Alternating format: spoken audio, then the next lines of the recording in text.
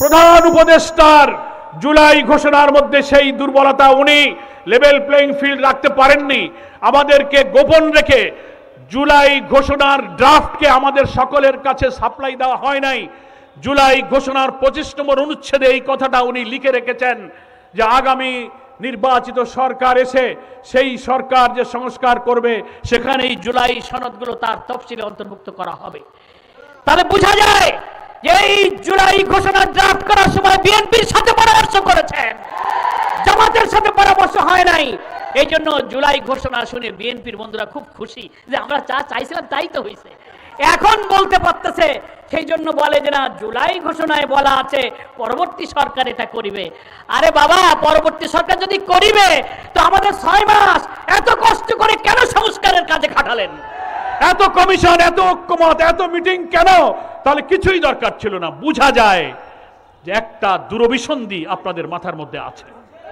সেজন্য আমি বলি যে আমাদের আইনি ভিত্তি দিয়ে এই নির্বাচনের আগেই সংবিধান আদেশ, গণভোট সব সারতে হবে, তারপর ফেব্রুয়ারিতে আমরা নির্বাচন চাই। এখনো 5 মাস সময় আছে, এটা সম্ভব। এইগুলো বলে পরবর্তী পার্লামেন্টের জন্য এটা রাখা যাবে না। কারা ক্ষমতায় আসবে জানি না, বিদ্যমান কাঠামো যদি না বদলানো হয়, এই কাঠামোর মধ্যে যেই ওখানে যাবে সেই হাসিনা, সেই ফাঁসিবাদ হয়ে তৈরি হবে।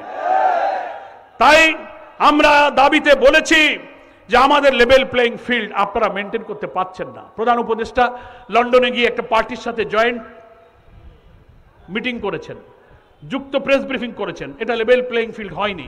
আপনি নির্বাচনের তারিখ ফেব্রুয়ারিতেই করেন, দেশে এসে সবাইকে নিয়ে ঘোষণা দিতে পারতেন, লন্ডনে বসে ঘোষণা দিয়েছেন। লেভেল প্লেইং ফিল্ড করতে পারেননি।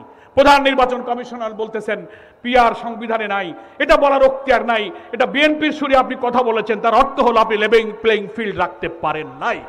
সেজন্য 5 দফার একটা অন্যতম দাবি আমাদের নির্বাচনের আগে মাঠের সমতা, লেভেল প্লেইং ফিল্ড। একটা দলকে যে অধিকার দেবেন, আমাকেও সে অধিকার দেবেন। কোন বিষয়ে কারোর সাথে যে পরামর্শ করবেন, আমার সাথে সে পরামর্শ করবেন। That is called level playing field. আপনি তা করতে পারছেন না। তারপরে আমরা বলেছি, ওয়াদা করেছিলেন নির্বাচনের আগে মানবতা বিরোধী ঘৃণ্য অপরাধে যারা অপরাধী, হাজার হাজার লোককে যারা হত্যা করলো, লাশ আগুনে পোড়ালো, হেলিকপ্টার থেকে মানুষ হত্যা করলো, রংপুরের অকুতভয় মৃত্যু ভয়হীন জুলাই যোদ্ধা আবু সাইদকে যারা খুন করলো, যার আত্মদান দুনিয়াকে শিহরণ করে বিপ্লবের রক্ত জাগিয়ে দিয়েছে, এই অপরাধীদের নির্বাচনের আগে দৃশ্যমান বিচার শেষ করতে হবে। ফ্যাসিবাদকে যারা এই 17 বছর টিকিয়ে রেখেছিল 14 দল আর জাতীয় পার্টি, এরা যদি আওয়ামী লীগের সাথে না থাকতো, এরা এই স্বৈরাচারী হয়ে ওঠার সুযোগ পেত না, এই নির্বাচনের বৈধতা পেত না। ফলে আওয়ামী লীগ যে অপরাধী, জাতীয় পার্টি 14 দল মেনন ইনুরা একই অপরাধী। আমরা তাদের রাজনৈতিক কার্যক্রমকে স্থগিত করতে বলেছি, নিষিদ্ধ করতে বলেছি। এই 5 দফা দাবি মানতে হবে। অনেকে বলছেন, ভাই আপনারা তো ঐক্যমত্য কমিশনে মিটিং এ যাচ্ছেন, তা আলোচনা তো শেষ হয়নি, এখন রাজপথে চলে গেলেন কেন? তাই চলে গেলাম কেন তা বোঝেন না? আপনি একটা জুলাই সনদ করবেন, ডিক্লারেশন করবেন, গোপনে ড্রাফট দিয়ে দেবেন বিএনপির কাছে, ও লেভেল প্লেইং ফিল্ড থাকে না। এইগুলো যত না করেন, আমরা এখনো আলোচনার টেবিলে বসতে রাজি। আমরা নিরাশ নই, আমরা আলোচনায় যাব, কিন্তু আপনি নিরপেক্ষভাবে আমাদেরকে ডাকেন। জনগণের যে opinion, will of the people article 7-এ বলা হয়েছে, সেই জনমত যাচাই করে সেই সিদ্ধান্ত নেন। যেহেতু নিচ্ছেন না, যেহেতু কারো দ্বারা প্রভাবিত হচ্ছেন, যেহেতু রাজনৈতিক কোন শক্তির কাছে মাথা নত করছেন, সেই কারণে আমরা আন্দোলনে এসেছি। আপনি আমাদের ডাকেন, আমাদের আন্দোলন দরকার নেই, এগুলো মানলেই তো হলো। আমরাও তো ইলেকশন চাই। আমাদের আমিরে জামাত ডাক্তার শফিকুর রহমানই তো প্রথম বলেছিলেন যে ফেব্রুয়ারি হচ্ছে নির্বাচনের উপযুক্ত সময়। কি বলেছিলেন না?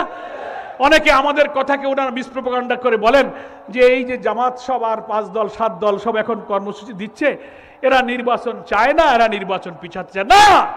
আমি সাংবাদিক বন্ধুদের বললাম, আমরা নির্বাচন চাই এবং ফেব্রুয়ারিতেই আমরা চাই, কিন্তু আমাদের এই সংস্কার, এই জুলাই সনদের আইনি ভিত্তি, এই বিচার, এই লেভেল প্লেইং ফিল্ড এবং ফ্যাসিবাদের দোসরদের কার্যক্রমকে নিষিদ্ধ করার মধ্য দিয়ে আমরা এই ফেব্রুয়ারি নির্বাচনে যাব।